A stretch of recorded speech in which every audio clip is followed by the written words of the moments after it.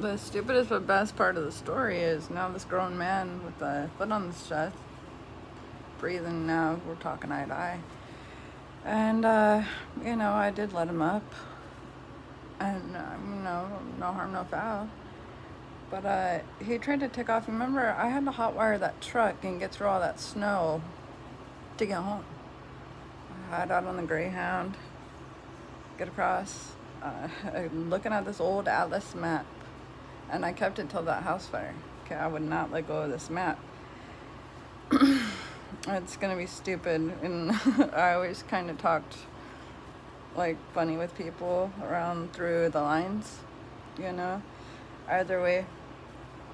So, I started catching on to what people were also working in the area for.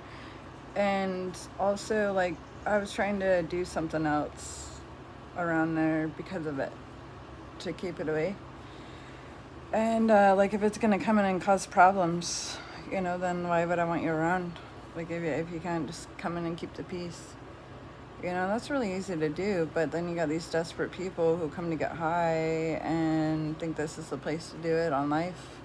And for a little bit, but I mean, it always catches up to you, whether you're speeding too fast, climbing too high, crossing a river you don't know yet.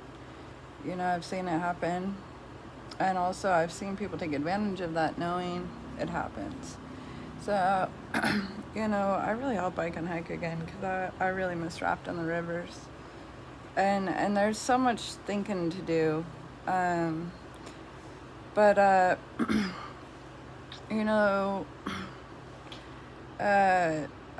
don't know what else to call it besides answering people's prayers. Now that I'm 40 years old and I have the right to bear arms, and I understand why some people, we just leave them in prison so they can, beg for that bullet but not ever receive it until we're ready and good to give it to them.